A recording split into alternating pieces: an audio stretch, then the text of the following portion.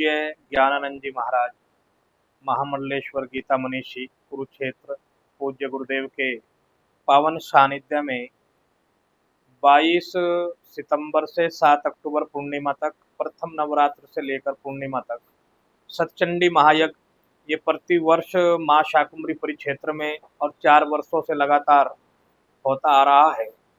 उसी के विषय में आज सहारनपुर में भी लोगों से बातचीत करने आए हैं।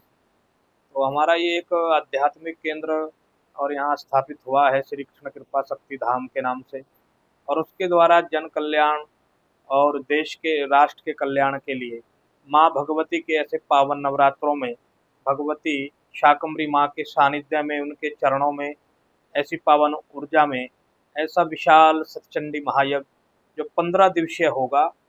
दिन में माँ भगवती जगत जननी महारानी शाकंभरी माई के लिए दुर्गा सप्तशती का पूरा बड़ा यज्ञ पूरे विधि विधान से, और रात्रि में माँ बगलामुखी का विराट यज्ञ, ऐसा 8 घंटे प्रतिदिन 15 दिन तक यज्ञ चलेगा।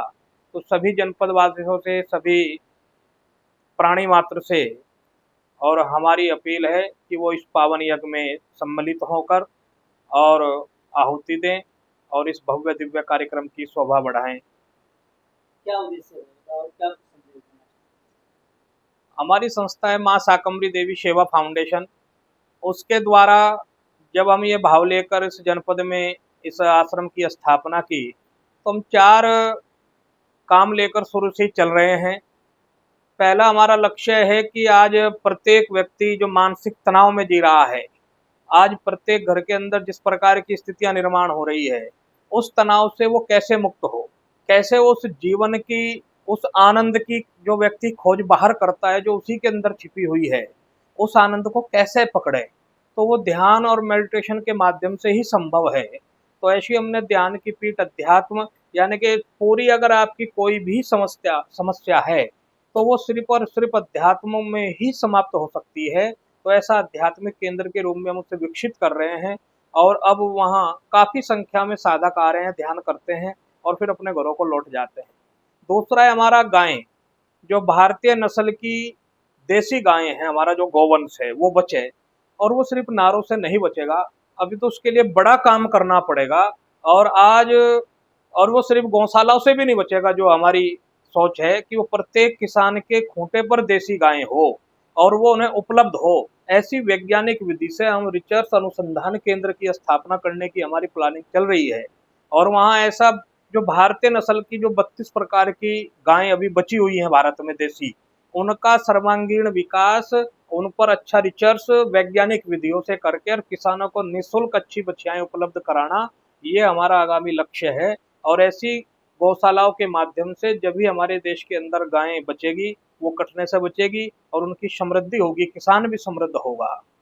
तीसरा है कि आज हर व्यक्ति बीमारियों के चंगुल में है, चाहे वो अंतर्राष्ट्रीय कंपनियों के माध्यम से हो और चाहे वो ऐसे षड्यंत्रों के माध्यम से हो। हर व्यक्ति पेस्टिसाइड के कारण से आज बीमार है। तो उसके लिए प्राकृतिक चिकित्सा 5 तत्वों से हमारा शरीर निर्मित है, उन्हीं 5 तत्वों से हमारी चिकित्सा संभव है।